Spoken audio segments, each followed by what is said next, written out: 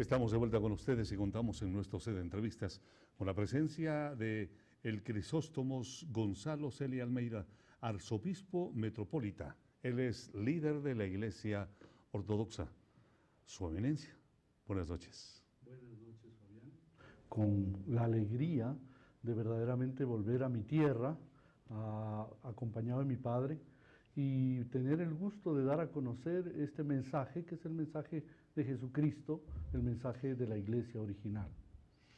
La Iglesia Ortodoxa nació antes de la Iglesia Católica, pues no. Es decir, la Iglesia Católica Romana se separa por razones esencialmente primero políticas, en el año 1054, del cuerpo original que ya existía de los patriarcados de Jerusalén, Antioquía, Constantinopla y se me fue uno de ellos.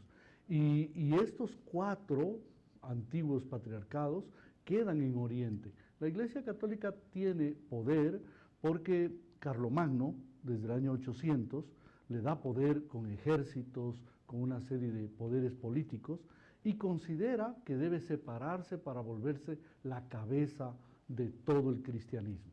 La Iglesia Ortodoxa dice no aceptamos esto, y fruto de eso se da ese que se le llama cisma, ¿no? Esa separación entre los 2 cuerpos de la que era una sola Iglesia original. ¿Qué es la Iglesia Ortodoxa? La Iglesia Ortodoxa en realidad es un conjunto de creyentes que se mantienen en la fe original, sin cambios. Por eso la palabra orthos en griego es recta, doxa, doctrina. Y por lo tanto, de alguna manera es permanecer en la doctrina original que Jesucristo dejó, sin cambios, sin que hayan modificaciones o adaptaciones. Árabes, rusos, griegos, romanos son de la Iglesia Ortodoxa que se ubican a nivel del mundo para proclamar la palabra de Cristo a través de la Iglesia Ortodoxa. ¿Cómo es posible que un latinoamericano, un lojano, esté al frente como una figura titular principal a nivel mundial? Ciertamente, Fabián, es algo que prácticamente nadie se esperaba y que obviamente para un latinoamericano es, se podría decir, un orgullo, pero al mismo tiempo una terrible responsabilidad. ¿Por qué? Porque 3 cosas son las que pesan sobre mí. Soy latinoamericano, soy ex católico romano, nací católico romano y paso no a otra iglesia, sino a la iglesia original. Y tercero, soy bastante joven en comparación. Muchos de los obispos, metropolitas, arzobispos, son en general personas octogenarias, ¿no? Y la verdad es que la Iglesia Ortodoxa toma esta decisión justamente por esa necesidad que tiene Latinoamérica de volver a la fe original, a la fe verdadera, y transformar la vida de los latinoamericanos que están sedientos de espiritualidad. Entonces, el Santo Sínodo, que es la reunión de obispos de todo el mundo, votó, y con la votación de todos estos obispos fui electo ya prácticamente en el año 2005, ¿no? Ya he pasado 14 años ejerciendo como arzobispo, después como arzobispo metropolita desde el 2010, y a cargo de las misiones que se desarrollan desde México hasta la Argentina. Y ahora, para que llegue mejor, queremos incluso en Loja también abrir una misión para que la gente libremente pueda conocer esta verdad de esta iglesia que tiene solo 300 millones de fieles en el mundo, ¿no? Solo. Ahora podemos decir que la Iglesia Ortodoxa o la Iglesia Católica, ¿quién es quién? ¿Quién es ramificación de quién? Nosotros defendemos y decimos que la separación se dio, y hoy en día, gracias al Internet y a la gran capacidad que tiene la juventud de hoy de investigar, se sabe perfectamente que, claro, las enciclopedias, los medios de comunicación de alguna manera presentaron como que la Iglesia Católica era la Iglesia Madre. Pero para quien ya estudia y quien lee, se da cuenta que la realidad era que los 4 patriarcados, ¿no? Jerusalén, Antioquía, Alejandría y Constantinopla, ya me acordé los 4, ¿no? Estos 4 fueron los que se quedaron con el 80% del cristianismo de Oriente.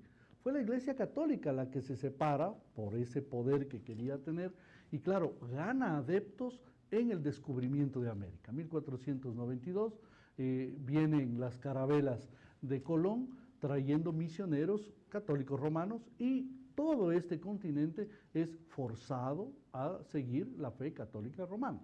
Hoy por hoy, gracias a la globalización y gracias a toda esta maravilla de la tecnología y gracias a la caída del muro, ¿verdad?, del comunismo que se acaba gracias a Dios, todos esos países que eran ortodoxos de nacimiento van mostrando esa realidad.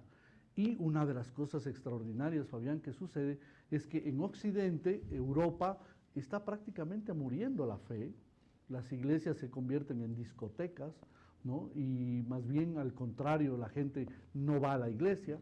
Y en Latinoamérica todavía se conserva la fe, pero esa fe tradicional, esa fe devocional, cuando a la institución se la cuestiona.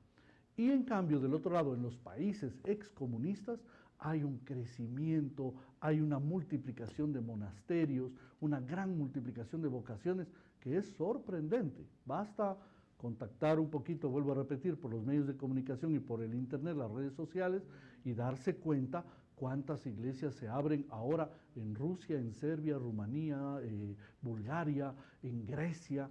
Es impactante el cambio hacia la fe que la juventud está teniendo en estos países.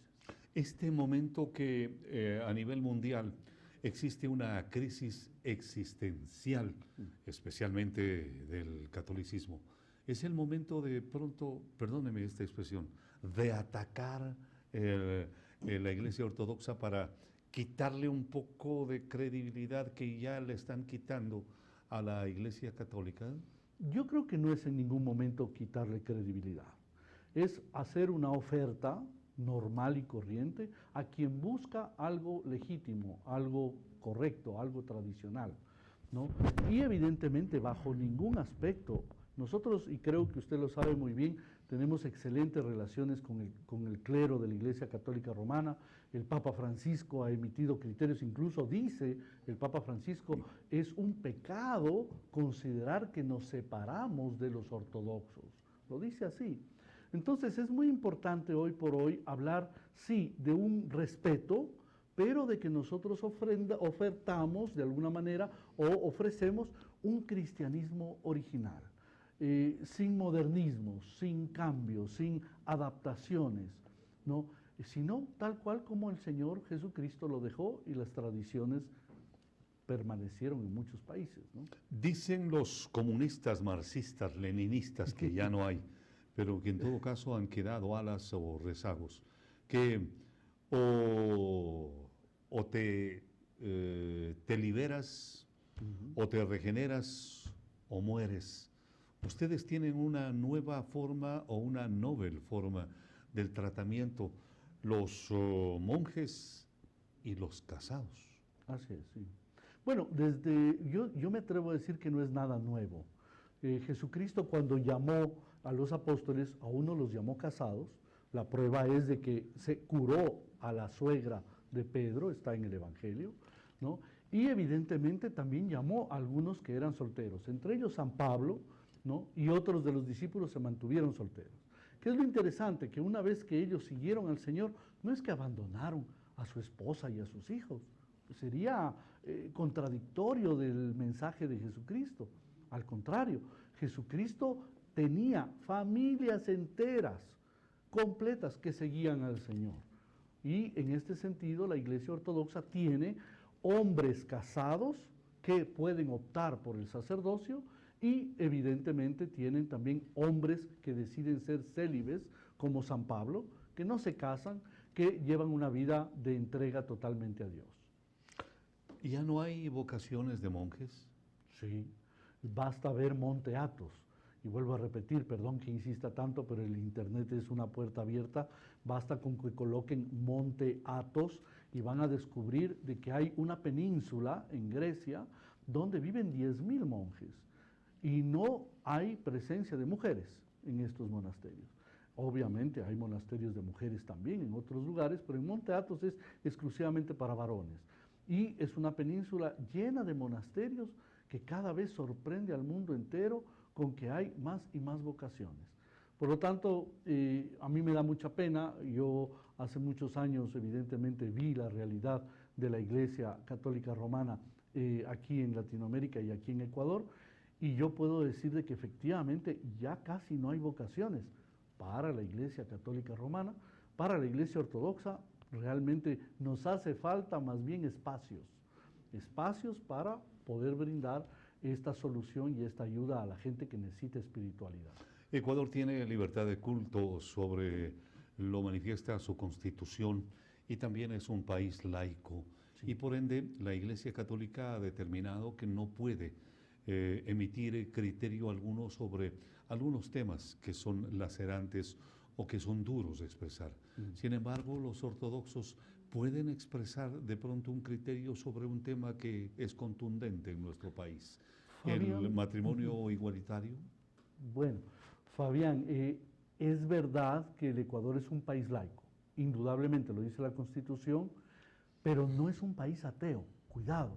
La gran mayoría de gente ahora está utilizando eso, que el país es laico, que el país es laico. El país es laico, ¿esto qué significa? Que evidentemente no tiene una unión de dependencia con ninguna iglesia ni con ningún credo, pero el 99% de los ecuatorianos es creyente de alguna forma. Por lo tanto, tienen el mismo derecho como ciudadanos, no solamente de defender sus maneras de vivir, de optar por tal o cual cosa o tal o cual gusto, llamémoslo así, sino también de expresar su fe. A veces es como que tenemos un poquito de miedo y sobre los temas morales, etcétera, dejamos que cada uno tenga, crea o viva, pero ¿y el tema religioso? ¿Acaso no es una opción también? ¿Acaso no es un derecho humano? En noviembre estuve justamente en las Naciones Unidas exponiendo este tema sobre el Ecuador y hablando sobre esta realidad que el Ecuador debe garantizar. Y soy actualmente presidente del CONALIR, que es el Consejo Nacional de Libertad e Igualdad Religiosa, que asocia a más de 2.400 iglesias. En el Ecuador hay 6.000 iglesias registradas, pero 2.400 iglesias también tienen voz y voto en el Ecuador. Y por eso también es importante recordarles a todos, comenzando los asambleístas hasta el señor presidente de la República, que el país es laico, indudablemente, y nos gusta laicidad. Es más, estamos a favor de un Estado laico, pero hay que recordar que no es gente atea. El Ecuador es un país de creyentes. Claro. Desde hace varios años, los papas de Roma han buscado acercarse a los patriarcas de las diferentes iglesias, buscando unificar la iglesia. ¿La iglesia ortodoxa a este respecto tiene alguna postura? Sí, indudablemente estamos abiertos a ese diálogo, pero lastimosamente, Fabián, el tiempo ha pasado, los siglos han pasado y la iglesia occidental o la iglesia católica romana se ha modernizado demasiado. Y cuando digo modernizado no me refiero a que se han vuelto más abiertos, al contrario, se han vuelto más cerrados. ¿Por qué? Porque han puesto leyes, por ejemplo, el tema del divorcio. En la iglesia ortodoxa existe el divorcio. Si una persona no le va bien con su cónyuge, se admite que hay divorcio y se le permite un segundo matrimonio, por ejemplo. Y todo el mundo piensa que nosotros somos los más cerrados, ¿no? Y al contrario, somos más humanos. Tenemos hombres que pueden ser sacerdotes, ¿comprenden? Entonces, en este sentido es muy hermoso decir y explicar que hoy por hoy la unión de las dos iglesias la queremos, porque sería fantástico que seamos una sola, pero la Iglesia Católica se modernizó mucho. Y una cosa, por ejemplo, yo creo que sería muy difícil que los sacerdotes vuelvan a usar sotana, que los sacerdotes se dejen la barba como los ortodoxos nos dejamos como símbolo de sabiduría, que se dejen el cabello largo como utilizamos, que Jesús también igual utilizó como símbolo de libertad. Esto son tradiciones orientales. Hay que recordar que el cristianismo es una religión oriental, no es occidental. Y más bien lo occidental le ha hecho perder misticismo, espiritualidad y veracidad. Originalidad, y más que todo le ha hecho perder mucho a la Iglesia Católica al respecto de que de pronto antes era, si no le haces caso al curita, Dios te castiga. Y así muchos sacerdotes utilizaron mal a la iglesia. Es por eso que ahora se encuentra en una encrucijada aquellos que se fueron develando que la iglesia los perjudicó, ¿no? El Evangelio es un evangelio de amor. Y con el amor se consigue mucho más que con la amenaza o con el odio. Dios no es un Dios que juzga a las almas y que las condena en un infierno horripilante, pero sí es un Dios justo. En ese sentido hay que recordar, y nosotros lo decimos, hay cielo y hay infierno, esto está claro. ¿El infierno está aquí en la tierra? No. ¿Aquí mismo es donde vamos pagando? El peor de los sufrimientos que te puedas imaginar, la pérdida de un hijo, un cáncer, quién sabe qué, no se compara a perder a Dios para siempre. Eso es el infierno. El infierno no es fuego, el infierno no es una situación de pailas o demonios que nos están con el trinche picando. Algunas se merecen. Algunos. Pero sí, Fabián, el infierno es obscuridad total y negación del amor de Dios. Y eso es lo peor que le puede pasar a un ser humano, que fue creado para amar, que fue creado para vivir, que fue creado para ser feliz. El poco conocimiento que se tiene sobre la Iglesia Ortodoxa a veces lleva a que confundamos con la Iglesia Anglicana o con otras comunidades, ¿no? Muy brevemente, ¿cuáles son las principales diferencias con la Iglesia que más conocemos como la Católica Romana? Bueno, sí, hay muchas diferencias porque obviamente 1000 años de separación dejan brechas a veces imposibles de resolver. Pero las razones principales son, uno, nosotros no admitimos el purgatorio, porque el purgatorio no está en la Biblia y evidentemente es una creencia que no es parte de lo que se enseñó y que nuestro Señor dejó. Lo segundo es el tema administrativo. Jesucristo mandó al Espíritu Santo y Dios Padre envió al Espíritu Santo sobre los 12 apóstoles, no solo sobre uno, y la Iglesia Católica Romana tomó la decisión de seguir un sistema monárquico. El Papa en definitiva es un monarca, es un rey, ¿no? Que se lo pinta de servidor, siervo de los siervos de Dios, pero en el fondo siempre fue un rey, que ahora figuras extraordinarias como Juan Pablo II, Benedicto XVI, indudablemente dejaron marcas en la sociedad porque fueron ejemplos socialmente, ¿no? Pero sí hay que cuestionar un poco de que cuando Jesús dejó a los apóstoles, dejó un colegio apostólico en donde todos decidían. A eso se le llama forma sinodal. La Iglesia Ortodoxa no admite papado, admite solo sinodalidad. Y la tercera es ya una cosa un poco más teológica, que es la procedencia del Espíritu Santo, que evidentemente está muy claro en el Evangelio. Jesús dice, es necesario que yo me vaya para que mi Padre os envíe al Espíritu Santo. La Iglesia Católica Romana cambia un poquito y cambia el credo y dice, creo en el Espíritu Santo, Señor dador de vida, que procede del Padre y del Hijo. Pero eso no decía el credo niceno-constantinopolitano, que fue declarado en los primeros siglos. Entonces la Iglesia Ortodoxa va a la fuente original, no a los cambios y no a las desviaciones. Eso se puede decir como las tres principales diferencias. Las otras son en parte un poco accidentales y un poco propio de las costumbres orientales del cristianismo original. ¿Se podía dar consejos para, en este momento convulsionado que vive el mundo, Loja, el Ecuador, para vivir en plenitud de una vida cristiana? Sí, evidentemente lo primero es el perdón. La sociedad no va a vivir y jamás va a desarrollar mientras no viva el auténtico perdón. Y en este sentido, la Iglesia, las comunidades cristianas, todas tienen que volver los ojos a quien nos enseñó el verdadero perdón, que es Jesucristo. Lo segundo es volver a la tradición de lo sagrado. Se ha perdido el sentido de lo sagrado, el respeto de lo sagrado, ¿no? Hace pocos días veía incluso a un sacerdote confesar con la pierna cruzada, medio echado hacia atrás. ¿Y qué falta hace de un poquito más de devoción? Un poquito más incluso de sincero amor a Dios y un poquito más de humildad, porque el sacerdocio es servicio, pero al mismo tiempo es vencerse a sí mismo. Y lo tercero es algo que sí, la sociedad lojana lo vive maravillosamente, que es el amor a la Madre de Dios, a la Virgen María, ¿no? Pero a veces un poco se queda solamente en la imagen y hace falta ir a los valores de la Madre de Dios, de la siempre Virgen María.